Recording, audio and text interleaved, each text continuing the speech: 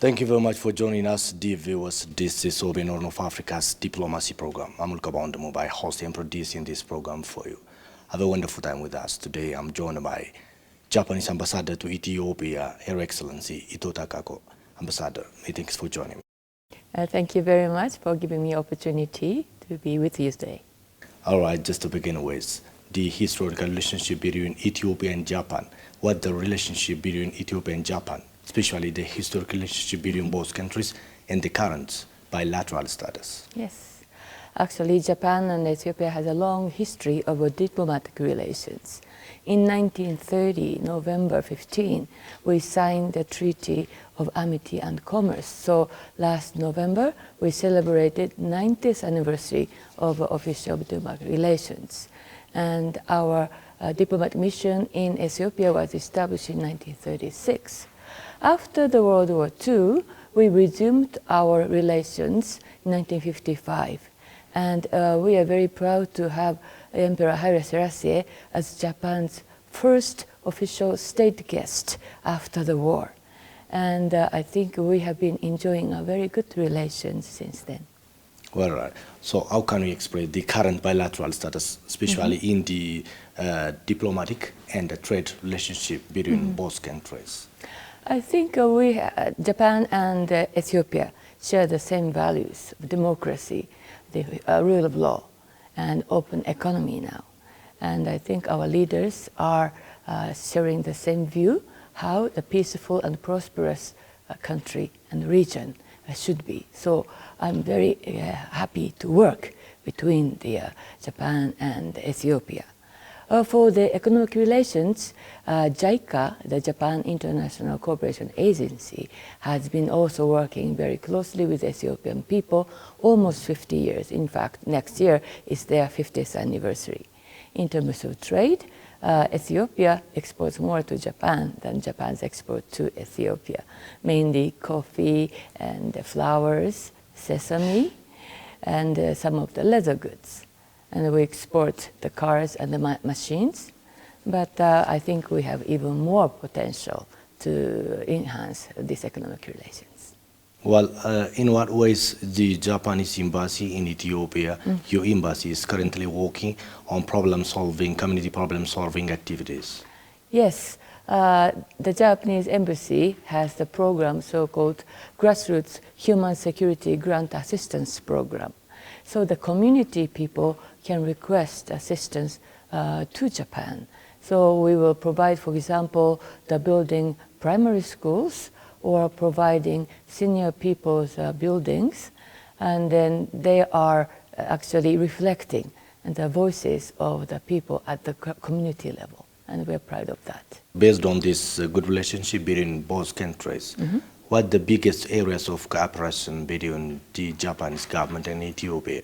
In terms of the money spent for Ethiopian development, I think it is infrastructure building. For example, I went to Jimma Chida road improvement project opening.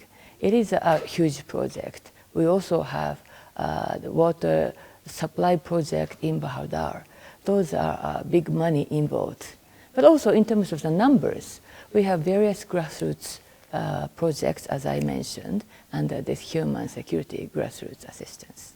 How can you express the role of the Japanese investors in Ethiopian investment sector? I think there is more potentials for the Japanese investors to come and do the business.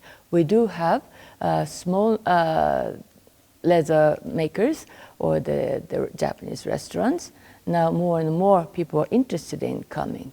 In 2019, when we hosted Tokyo International Conference on African Development, there are a couple dozens of Japanese investors who are interested in coming to Ethiopia.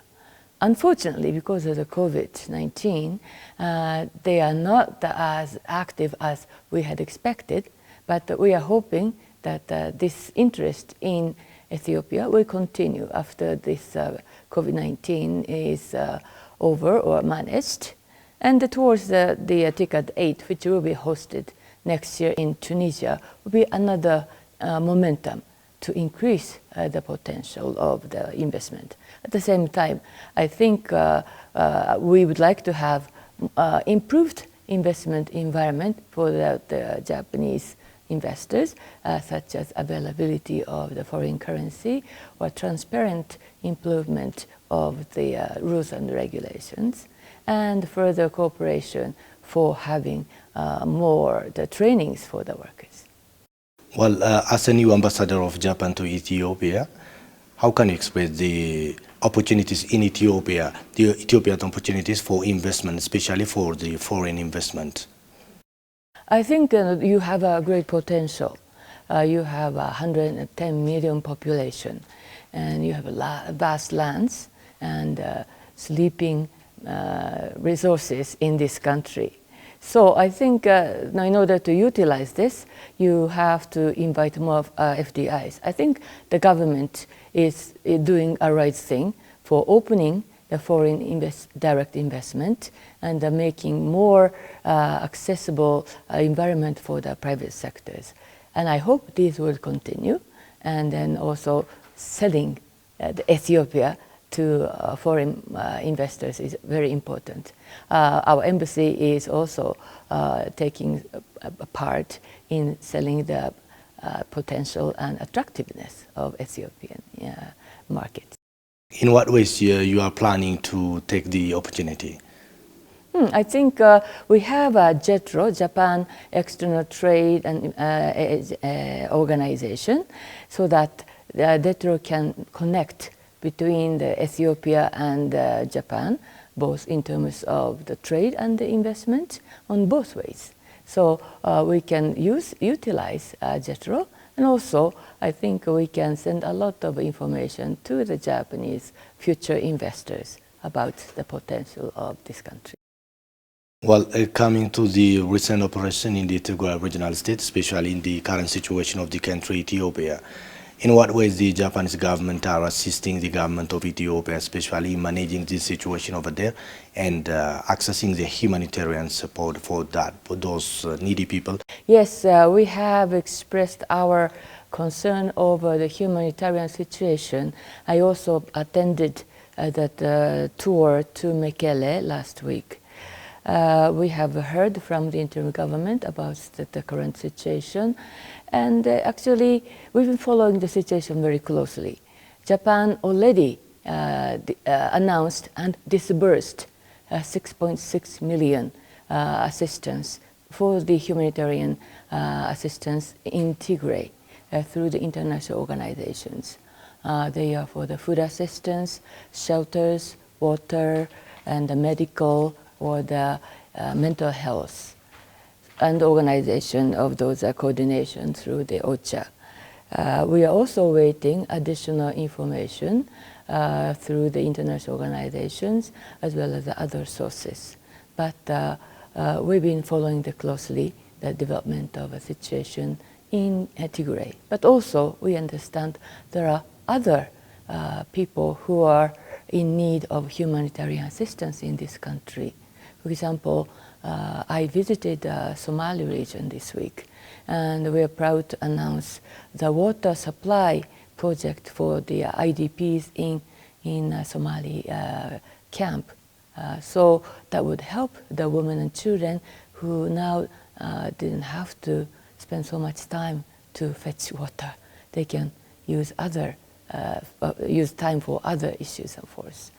And the food assistance, the shelter assistance for the people in this country are also concerned to us, and we follow the situation closely. As a delegate that visit Tigray regional state in Mekelle and talk to the general administrators over there, what is the real situation over there? What is your general observance about that? I think the situation is very, very serious, and they need a lot of assistance, not only from the government, federal government of Ethiopia, but I think the international community should provide good assistance. Now the access issue has been greatly improved, so that we would like to ask other partners for Ethiopia to provide more assistance for the people. And this might linger for some time, so that we need a cooperation among the donor community as well. Coming to the COVID-19 vaccine talks, what is the Japanese government strategies in accessing the COVID-19 for all the developing countries? Yes, Japan has joined the COVAX, so that we are giving 17.2 billion Japanese yen, which is maybe about 160 million US dollars. But also recently we announced within the context of Japan, US, Australia and India cooperation to help India to produce more vaccines and help other developing countries, so that we will assist by financial loans to the Indian government, so that they can increase the production, and also help other countries to establish the cold chain, so that the vaccine will be transferred to the end users. Those are the two main areas of Japan's contribution for the people in the developing countries for the vaccine. Well, Ethiopia has unveiled a 10-year development plan from 2021 to 2013. And in what way the Japanese government are standing by the side of Ethiopia in succeeding in this plan?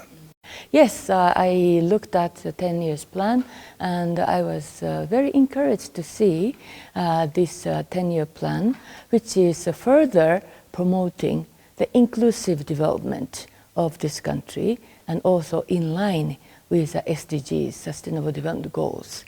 And I think we can help many issues, including the economic development or protection of environment, how to increase the woman's role, etc. Well, for the future, what kind of work should be undertaken, or what kind of work should be done in strengthening the bilateral relationship and other relationship between Ethiopia and Japan to further strengthen this good relationship? I see. I think there will be two ways. One is, of course, the political and the security cooperations. Japan has been promoting this free and open Indo-Pacific idea. That is to have this the growing and the vibrant Asia and potential and vibrant Africa to connect through free and open Indo-Pacific. So we do want to have this freedom of navigation and the rule of law. And we'd like to have the Ethiopian government also share this idea and cooperate for the development of this idea and sharing it among the Asian and African countries. Even though Ethiopia is a landlocked country, eventually those movements of the free navigation and free people and goods would benefit Ethiopia as well. In terms of the economic development, I think we have even more to work with. Certainly, TICAD 8 will be another opportunity to discuss the African-wide issues of economic cooperation between Japan and Africa. But before that, I think Ethiopia can play a very important role to identify the need of your country and your neighboring country and the entire continent for the peace and stability of the region. Japan has been promoting this TICAD process since 1993, and we are, I think, one of the very first to have this kind of regular consultation and also having the ideas of cooperation on a regular basis. And we're ready to cooperate. How can you define the ongoing economic reforms underway here in Ethiopia? I think this economic reform under the current government is going on the right direction. Yeah, we are very encouraged that the Prime Minister, Dr. Abiy, is opening up the market for the foreign investment, also inviting the private sector to take more roles, and they are tackling with this foreign currency shortage issues, and at the same time trying to protect the environment of this country and promoting morals of women. I think those are things that we can support. And we would like to encourage the people who are involved in this economic activities in this country to take action following the new laws, rules, and regulations. Certainly, how they act to the existing investor is sending the message. Could be good message or bad message. So I hope that the good message will be sent from out of Ethiopia. At this moment, approximately about 40 projects.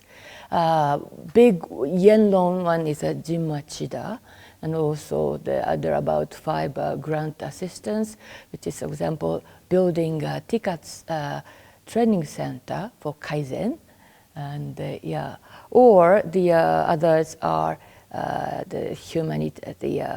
providing the equipment for the medical assistance, or the providing asphalt to fix the National Road 1 and 3, or the grassroots project and so forth.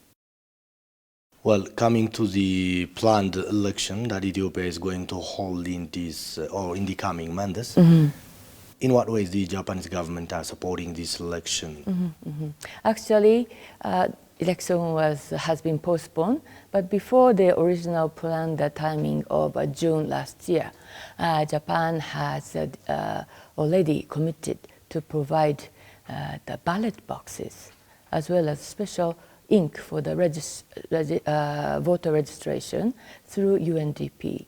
I understand that all the ballot boxes are here already in Ethiopia, and for the ink that will be coming in time for the registration. As Ethiopia and Japan had a strong relationship in the Olympic Games, what is your expectation from the Ethiopian athletics in the coming Japanese or Tokyo Olympic? Yes, for Ethiopian athletes, everyone in Japan knows about Abebe Bikila, and we even have some photo over there. Yes, he was the hero in 1964. You know, the marathon is the last event of the Olympic Games, and he was such a hero in terms of his absolute strength, the sportsmanship, and then we call him the philosopher on the run. And I think that is really encouragement for the Japanese people who were coming out of the disaster of war. You may recall that it's with less than 20 years that Japan was totally devastated by the war, and which ended 1945.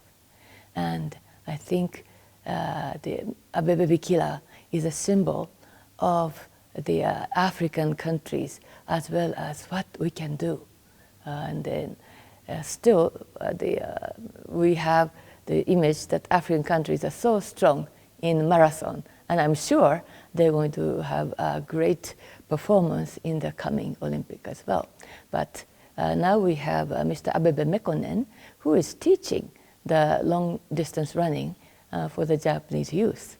And I know there are a few Ethiopian athletes who have been training in Japan.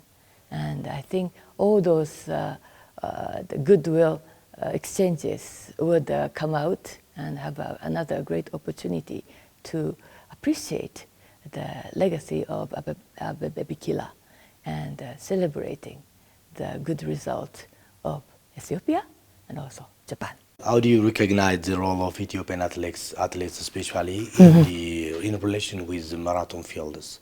I think they are a great ambassador of Ethiopia to Japan, or Africa to Japan. And I think they've been doing the great friendship among the Japanese athletes. Now it's a time to show it to other people in Japan and in the world. Well, as a general, is there anything that Ethiopia can learn from Japan, or vice versa, the Japanese can learn from Ethiopia in relation with history and other things? You can share with us. Yes, I think one of the things I notice is Kaizen.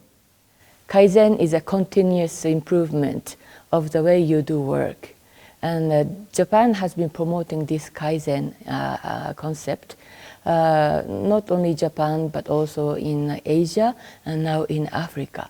And Ethiopia has been adapted quite well. I visited some of the companies which has increased the production, doubled in 5 years by adopting the idea of Kaizen.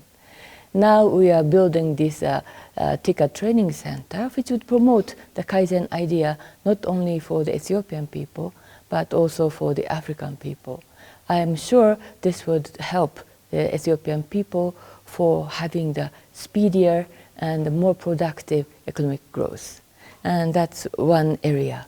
And the other area is the importance of education and training. Unlike Ethiopia, Japan doesn't have much natural resources. But with education of both boys and girls, and the training, even after you graduate from the school, we have managed to achieve the economic growth. And I think this will be something that we can show to the Ethiopians for your brighter future.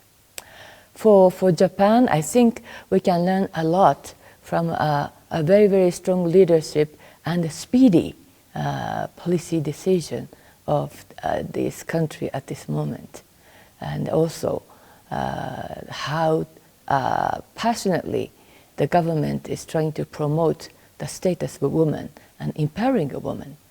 And fortunately, Japanese woman's status is not as high as it should be. So I think we can learn from what Ethiopia is doing. Lastly, if you have any message for the people and government of Ethiopia in relation with the bilateral relationship or other things, you are highly welcome. I'd like to remind them, Japan is here. Japan is your friend in Asia. We are one of the oldest friends for Ethiopia.